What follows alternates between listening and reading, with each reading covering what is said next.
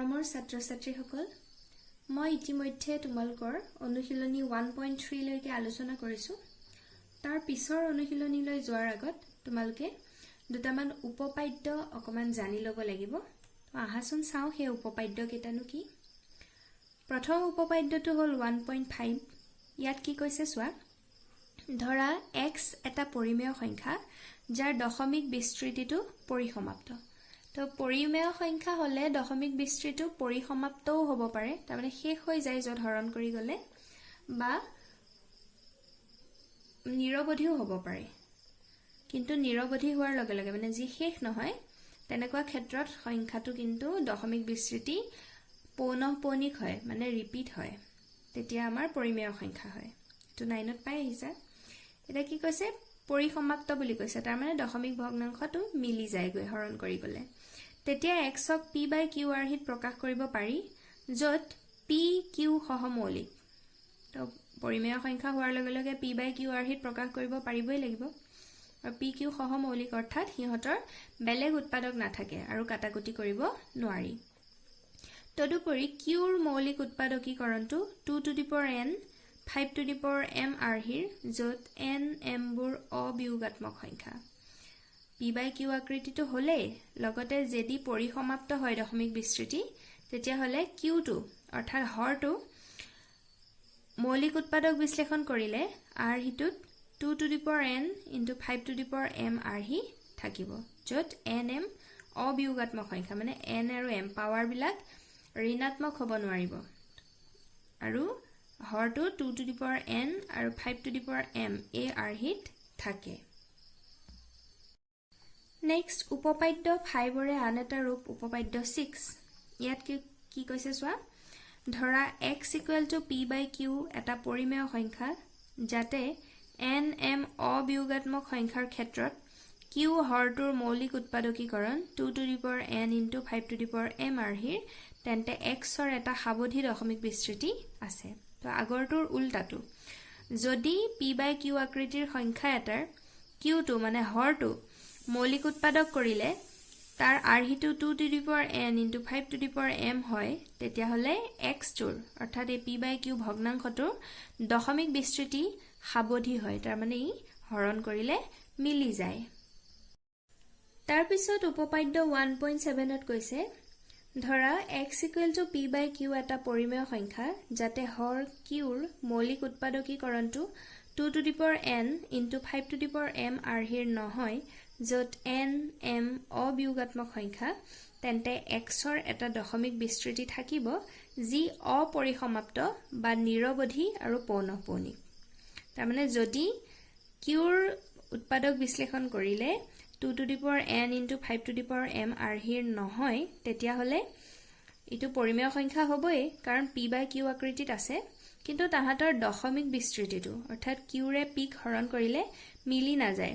অপৰিসমাপ্ত বা নিৰৱধি, মানে ওলাই গৈ থাকিব অসীমলৈকে, আৰু লগতে পৌনঃপৌনিক, মানে সংখ্যাবোৰ ৰিপিট হয়। তো এই উপপাদ্য কেইটা জানি লৈ এতিয়া আমি অনুশীলনী 1.4 অংক কেইটা কৰিম। প্ৰথম অংকটোৱে দিছে আমাক দীৰ্ঘ হৰণ নকৰাকৈ তলত উল্লেখ কৰা পৰিমেয় সংখ্যাবোৰৰ কোনবোৰৰ দশমিক বিস্তৃতি পৰিসমাপ্ত অৰ্থাৎ সাৱধি, নাইবা কোনবোৰৰ নিৰৱধি পৌনঃপৌনিক দশমিক বিস্তৃতি থাকিব বৰ্ণনা কৰা। এতিয়া দীৰ্ঘ হৰণ নকৰাকৈ, তাৰমানে আমি হৰণটো কৰিব নালাগে, নকৰাকৈ চাব লাগিব। অৰ্থাৎ আমি এইমাত্ৰ যে যিকেইটা উপপাদ্য পঢ়ি আহিলো সেইকেইটা ব্যৱহাৰ কৰিম। আমি হৰটো চালেই হ'ল, হৰৰ মৌলিক উৎপাদক বিশ্লেষণ কৰিলে ওলাই পৰিব কাৰ দশমিক বিস্তৃতি পৰিসমাপ্ত আৰু কাৰ নিৰৱধি পৌনঃপৌনিক। প্ৰথম ভগ্নাংশটোৱে দিছে আমাক 13/3125। তো আমি কি কৰিব লাগিব, দীৰ্ঘ হৰণ কৰিবলৈ হাক দিছে, গতিকে আমি হৰটোৰ অৰ্থাৎ 3125ৰ মৌলিক উৎপাদক বিশ্লেষণ কৰিম। চাওঁ আহাচোন। 3125ক আমি এতিয়া কি কৰিম, চুটি হৰণ কৰিলে মৌলিক উৎপাদক বিশ্লেষণ হ'ব। এতিয়া এককৰ স্থানত যিহেতু 5 আছে, গতিকে আমাৰ 5 দিয়ে হৰণ যাব। 5 × 6 = 30, 31 হলে 1 বাকী থাকিল, 2ৰ আগফালে লাগি 12 হল, 5 × 2 = 10, 12লে 2 থাকিল, 5ৰ আগফালে লাগি 25 হল, 5 × 5 = 25, আকৌ 5 আছে, গতিকে 5ৰে যাব। 5 এগুণ 5 1 থাকিল 12 হল 5 দুগুণ 10 2 থাকিল 25 5 5 গুণ 25 আকৌ 5 দি যাব 5 দুগুণ 10 2 থাকিল 25 5 5 গুণ 25 আকৌ এবাৰ যাব 5 5 গুণ 25 হয়নে তো এতিয়া সোয়া 13/3125 ক সোয়া কেনেকৈ লিখিব পাৰো 5টা 5 আছে গতিকে আমি 5 টু দি পাৱাৰ 5 বুলি লিখিব পাৰো হয়নে বা সোয়াচোন যদি মই এনেকৈ লিখো 2 to the power 0 into 5 to the power 5 তেতিয়া ভুল হ'ব নেকি বাৰু নিশ্চয় ভুল নহয় কাৰণ 2 টু দি পাৱাৰ 0 মানে 1 anything to the power 0 answer to 1 হয় তো 1 ৰ লগত কিবা সংখ্যা পূৰণ কৰিলে একো হাল হলনি নহয় গতিকে আমি কি পালো 13/2 to the power 0 into 5 to the power 5 হয়নে এতিয়া আমি কনক্লুডিং লাইনটো লিখিব লাগিব যেহেতু হৰটো 2 to the power n 5 to the power m are here আমাৰ হেতু আৰহিতে ওলাইছে 2 to the power m into 5 to the power n আৰহিত আছে হয়নে গটিকে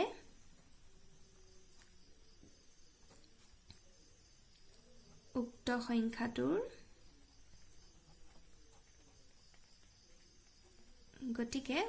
সংখ্যাটোৰ দশমিক বিস্তৃতি পৰিসমাপ্ত আমি উপপাদ্যত পাই আহিছো যদি 2 to the power n into 5 to the power m আৰহিত প্ৰকাশ কৰিব পাৰি তেতিয়া হলে দশমিক বিস্তৃতি সদায় কি হয় পৰিসমাপ্ত বুজি পাইছানে বাৰু এই ধৰণে আমি বাকি অংক কেটাও কৰিব লাগিব 2 নম্বৰটো আছে 17/8 ইয়াক আমি সুতিহৰণ কৰি নাচালেও 8 টো জানুৱে 2 কিউব হয় হয়নে ইয়াক 17/2 cube into 5 to the power 0 বুলি লিখিব পাৰো 5 যদিও নাই 5 to the power 0 মানে 1 গতিকে আমি লিখিব পাৰো জাস্ট আৰহিটো মিলাবলৈ এই ধৰণে লিখা হৈছে এতিয়া আকৌ 2 to the power n into 5 to the power m আৰহিত আহি গল গতিকে ইয়াৰ দশমিক বিস্তৃতি পৰিসমাপ্তই হ'ব গতিকে আমি লিখি দিম যেহেতু হৰটো 2 to the power n into 5 to the power m আৰহিৰ গতিকে উক্ত সংখ্যাটোৰ দশমিক বিস্তৃতি পৰিসমাপ্ত তাৰ পিছত 3 নম্বৰটো আছিল 64/455 তো ইয়াকো এই ধৰণে উৎপাদক বিশ্লেষণ কৰিলে কেনেকৈ লিখিব পাৰি 455 ৰ জায়গাত 5 into 7 into 13 তো এতিয়া সোয়াচোন ইয়াৰ হৰটো 2 to the power n 5 to the power m এটো আৰহিত আছে জানো 5 এটা আছে বাৰু কিন্তু 2 টো নাই আৰু লগত 7 আৰু 13 থাকি গল হয়নে যেহেতু 2 to the power n 5 to the power m আৰহিৰ নহয় গতিকে উক্ত সংখ্যাৰ দশমিক বিস্তৃতি নিৰৱধি পৌনঃপুনিক যেহেতু এতিয়া গম পাইছা তোমালোকে তো পিছৰ কিটা নিজে কৰি চাবা জাস্ট উত্তৰটোহে মিলাই চাবা ভিডিওটো পজ কৰি লবা পজ কৰি নিজে কৰি চোৱা কৰি চাই তাৰ পিছত উত্তৰটো চেক কৰিবা এতিয়া 4 নম্বৰটো আছিল 15/1600 তো ইয়াৰ উৎপাদক বিশ্লেষণ কৰিলে পাম 15/2 to the power 6 into 5 square যেহেতু হৰটো 2 to the power n আৰু 5 to the power m আৰহিত আছে গতিকে দশমিক বিস্তৃতি কি হ'ব পৰিসমাপ্ত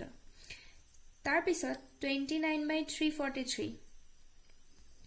তো ইয়াক লিখিব পাৰি হৰটো 7 কিউব হিচাপে তো এবাৰটো 2 to the power n 5 to the power m আৰহিত নাই গতিকে দশমিক বিস্তৃতি কি হ'ব নিৰৱধি পৌনঃপুনিক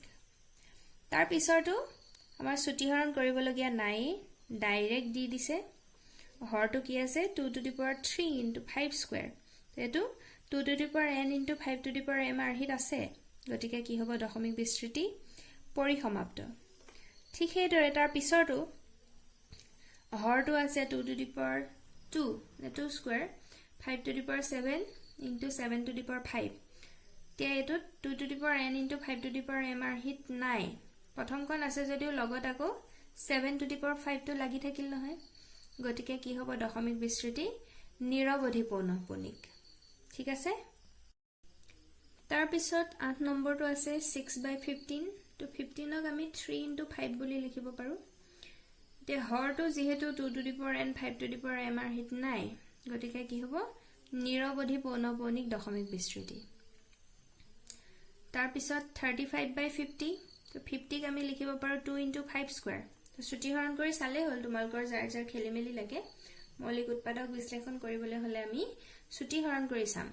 তো 50ক ছুটিহৰণ কৰিলে কি পাম 2 * 5 স্কয়াৰ এবাৰ হৰটো কিন্তু 2 to the power n 5 to the power m আৰহিত আছে 2 ৰ ওপৰত একো নাই মানে 1 আছে তো 1 টো ঋণাত্মকহে হ'ব নোৱাৰে হয় নহয় তো এইটো আৰহিত আছে গতিকে কি হ'ব দশমিক বিস্তৃতিটো পৰিসমাপ্ত তাৰ পিছত 10 নম্বৰটো আছে 77/210 তো ইয়াক আমি মৌলিক উৎপাদক বিশ্লেষণ কৰিলে পাম 2 * 3 * 5 * 7 যেহেতু আমাৰ যেটো দিয়া আৰহি 2 to the power n 5 to the power m এটো আৰহিত নাই গতিকে দশমিক বিস্তৃতিটো কি হ'ব নিৰৱধি পৌনঃপুনিক ঠিক আছে সবৰে এনসাৰবোৰ মিলিছেনে বাৰু নিজে কৰাৰ লগত ইয়াৰ পিছত 2 নম্বৰ প্ৰশ্নটোলৈ আগবাঢ়িছো ইয়াত কৈছে ওপৰৰ প্ৰশ্ন 1ত যিবোৰ পৰিমেয় সংখ্যাৰ পৰিসমাপ্ত দশমিক বিস্তৃতি আছে সেইবোৰৰ দশমিক বিস্তৃতিবোৰ লিখি দেখুৱা তো যিবিলাকৰ আমি দশমিক বিস্তৃতি পৰিমেয় পালো পৰিসমাপ্ত পালো অৰ্থাৎ আমি কোন কেইটাৰ পৰিসমাপ্ত পাইছিলো বাৰু 1 নম্বৰত 1 2 4 6 আৰু 9 এইকেইটাৰ দশমিক বিস্তৃতি পৰিসমাপ্ত পাইছিলো তো সেই কেইটাৰ এই যে পৰিসমাপ্ত দশমিক বিস্তৃতিটো লিখি দেখুৱাবলৈ দিছে তো আহাচোন চাও এবাৰো কিন্তু আমি হৰণ নকৰাকে লিখিব পাৰিম এতিয়া আমাৰ যিকেইটা পৰিসমাপ্ত সেইকেইটাহে চাব লাগে গতিকে প্ৰথমটো পৰিসমাপ্ত ওলাইছিল 13/3125 ইয়াৰ মৌলিক উৎপাদক বিশ্লেষণ কৰিলে হৰটোৰ কি পাও 13/5 টু দি পাৱাৰ 5 এতিয়া চোৱা মই কি কৰিম 13 আমি কি আৰহিত থাকিলে জানো 2 to the power n * 5 to the power m আৰহিত থাকিলে দশমিক বিস্তৃতি পৰিসমাপ্ত বুলি জানো তো এতিয়া চোৱা 5 টু দি পাৱাৰ 5 এটোটো আছে লগত চোৱা মই এতিয়া 2 টু দি পাৱাৰ 5 লগাই দিলো * 5 টু দি পাৱাৰ 5 পাৱাৰ কিটা মিলাবৰ কাৰণে আৰু চোৱা আমি জানো যে 2 to the power n * 5 to the power m এটো আৰহিত যদি হৰটো থাকে তেতিয়া কি হয় দশমিক বিস্তৃতিটো পৰিসমাপ্ত হয় তো মই সেই আৰহিতলৈ নিবলৈ চেষ্টা কৰিছো আৰু লগতে দুইটাৰে পাৱাৰ কিটা সেম বনাই আছো ইয়াত বেলেগ বেলেগ হলেও হয় কিন্তু আমাৰ সুবিধাৰ কাৰণে মই দুইটাৰে পাৱাৰ কিটা সেম লিখিছো এতিয়া কথাটো হ'ল হৰটো 2 টু দি পাৱাৰ 5 টো নাছিলে মই সুবিধাৰ কাৰণে এক্সট্ৰাকে লগাই দিলো এনেকেতো জিটি লগাই দিব নোৱাৰি গতিকে আমি হেতু কেনসেল কৰিবৰ কাৰণে ওপৰৰ সংখ্যাটোটো 2 টু দি পাৱাৰ 5 এৰে পূৰণ কৰি দিলো তেতিয়া হলে চোৱা 2 to the power 5 2 to the power 5 cancel গৈ আছে কেনসেল গৈ আমি আগৰ সংখ্যাটোৱে ঘূৰাই পাম নহয়নে বাৰু এতিয়া চোৱা তলত আমাৰ ভূমি কিটা একে ভূমি কিটা বেলেগ বেলেগ পাৱাৰটো একে তো এনেকুৱা ক্ষেত্ৰত আমি ভূমি কমন ল'ব পাৰো 2 * 5 হোল টু দি পাৱাৰ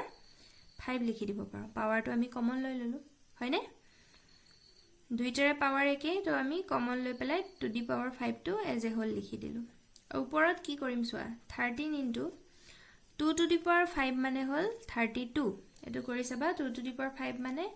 2 5 বাৰ পূৰণ কৰিব লাগিব তেতিয়া আমাৰ আনসাৰটো আহিবগৈ 32 এতিয়া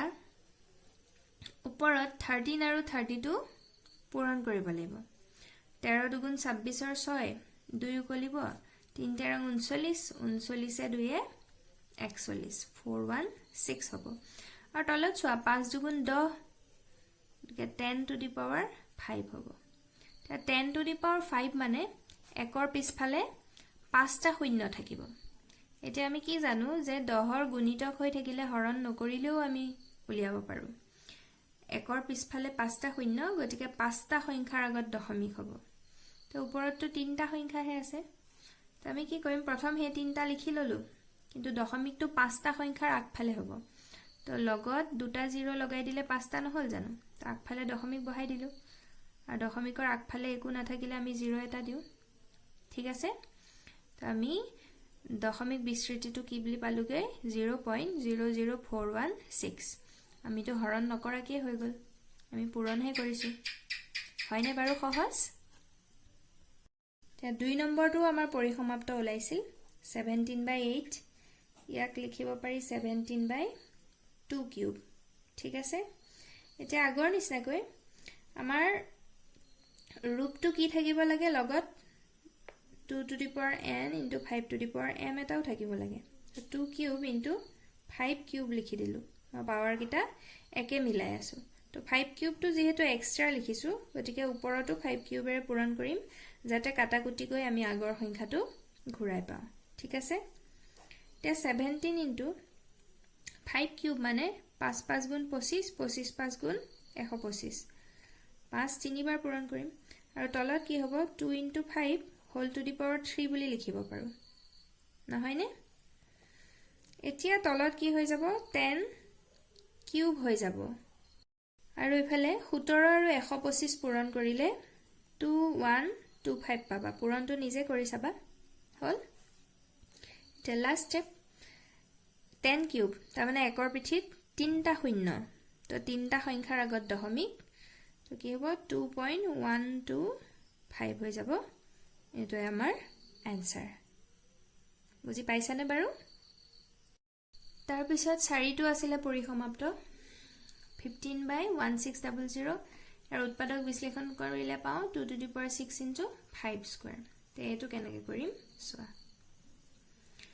যে তলত কি হয় আমি পাৱাৰ কিটা একে বনাই লম তো ইয়াত তো বেলেগ বেলেগ আছে দুইটা আগতে নাছিল কাৰণে এটা ইচ্ছামতে বহাই লৈছিল ইয়াত দুইটাই আছে আৰু দুইটাৰে পাৱাৰ বেলেগ বেলেগ আমি ডাঙৰটো যি আছে হেতুই ৰাখি দিম পাৱাৰটো ডাঙৰ কত 2 to the power 6 6 টো ডাঙৰ তো হেতু ৰাখি দিলো আৰু 5 স্কয়াৰ সোৱা ভূমি একে হয় সংখ্যাবোৰ পূৰণ হৈ থাকিলে পাৱাৰবোৰ যোগ হয় তো ইয়াৰ লগত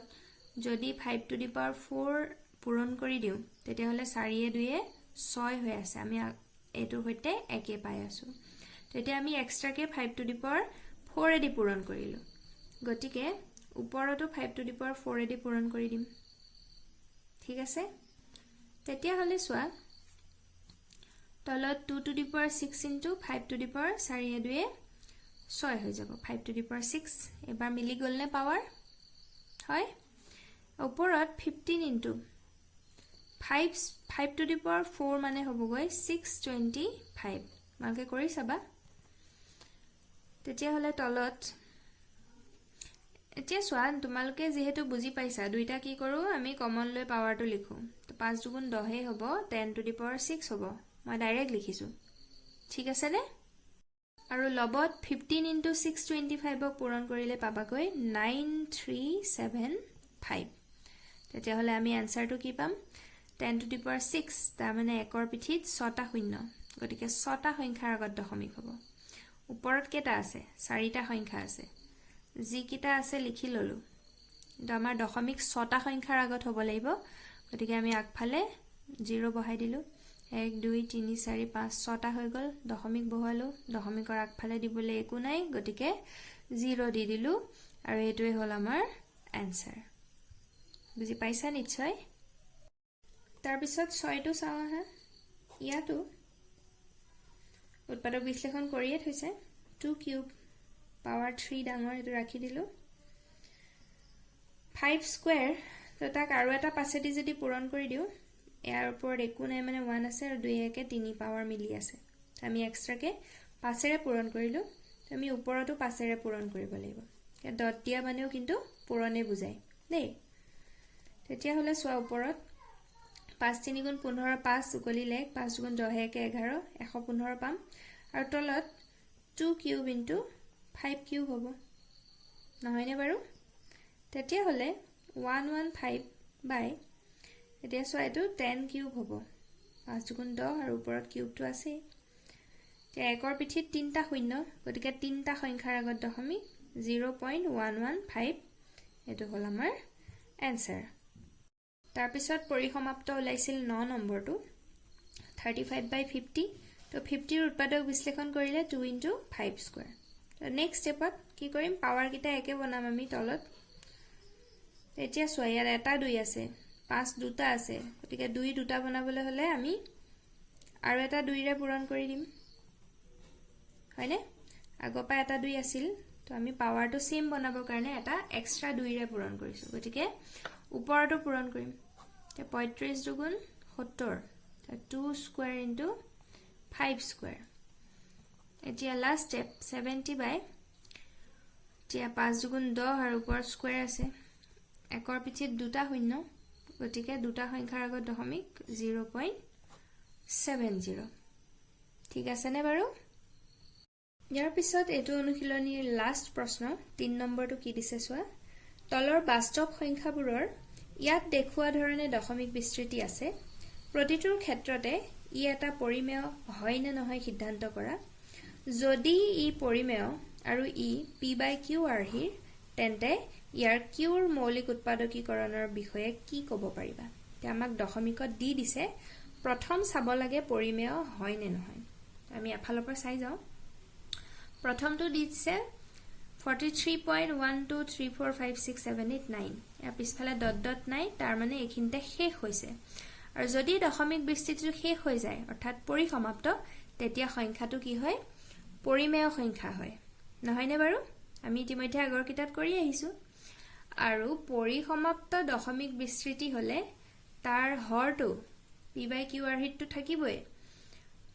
যেহেতু পৰিমেয় আৰু q টোৰ মৌলিক উৎপাদক কেনেকুৱা হয় 2 to the power n 5 to the power m আৰ্হিৰ হয় হেতুকে লিখিব লাগিব গতিকে আমাৰ প্ৰথম সংখ্যাটোৰ দশমিক বিস্তৃতি যেহেতু পৰিসমাপ্ত হে ই পৰিমেয় অৰ্থাৎ p/q আৰ্হিত থাকিব আৰু qৰ মৌলিক উৎপাদকীকৰণটো 2 to the power n into 5 to the power m আৰ্হিৰ হ'ব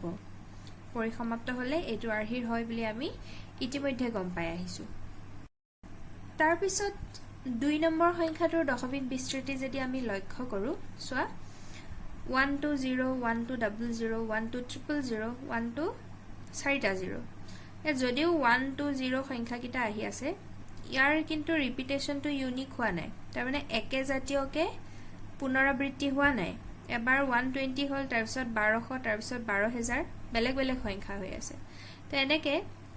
আৰু লগতে ই পৰিসমাপ্তও নহয় ডট ডট আছে তাৰ মানে অসীমলৈকে গৈ থাকিব যদি এনেকুৱা পুনৰাবৃত্তি নহয় আৰু লগতে অপৰিসমাপ্ত তেতিয়া হলে কি হয় এনেকুৱা সংখ্যাবিলাকক অপৰিমেয় সংখ্যা বুলি কোৱা হয় এই বিষয়ে তোমালকে 9ত পাই আহিছা তো লিখিব লাগিব যেহেতু দশমিক বিস্তৃতি অপৰিসমাপ্ত আৰু অপুনৰাবৰ্তিত গতিকে ই অপৰিমেয় সংখ্যা তাৰ পিছত লাষ্ট থাৰ্ড টু 43.123456789 বাৰ হোল বাৰ তাৰ মানে যিকিটা সংখ্যাৰ ওপৰত বাৰ আছে তাৰ মানে 1 পৰা 9 লৈকে এই সংখ্যাকিটাৰ পুনৰাবৃত্তি হ'ব 123456789 তাৰপিছত আকৌ 123456789 এই ধৰণে বাৰে প্ৰতি পুনৰাবৃত্তি হৈ হৈ অসীমলৈকে থাকিব তো এই ধৰে যদি দশমিক বিস্তৃতি নিৰৱধি পৌনঃপুনিক হয় তেতিয়া হলে কি হয় পৰিমেয় সংখ্যা হয় অৰ্থাৎ p/q আৰ্হিৰ আৰু লগতে qৰ মৌলিক উৎপাদকীকৰণ পদ্ধতিটো 2 to the power n 5 to the power m আৰ্হিৰ নহয় হয়নে যদি 2 to the power n 5 to the power m আৰ্হিৰ হয় তেতিয়া হলে কি হয় পৰিসমাপ্ত হয় যেটো 1 নম্বৰত পালো কিন্তু ইয়াতো অপৰিসমাপ্ত নিৰৱধি মানে শেষ নহয় ৰিপিট হৈ হৈ গৈ থাকিব পাৰে প্ৰতি তো তেনেকুৱা ক্ষেত্ৰত মৌলিক উৎপাদক বিশ্লেষণ কৰিলে 2 to the power n 5 to the power m আৰ্হিৰ নহয় ঠিক আছে বুজি পাইছানে বাৰু গতিকে এইখিনিতে তোমালোকৰ প্ৰথম অধ্যায়টো মই আলোচনা কৰি শেষ কৰিলো কাৰোবাৰ যদি কিবা ডাউট ৰৈ গৈছে তোমালোকে মোক কমেন্ট সেকশনত জনাবা ঠিক আছে আৰু ঘৰত ভালকৈ প্ৰেক্টিস কৰিবা কাৰণ কেতিয়া স্কুল খুলেটো ঠিক নাই গতিকে পঢ়া শুনাত যাতে ফাকি নিদিয়া দেই ঘৰত ধুনীয়াকৈ প্ৰেক্টিস কৰিবা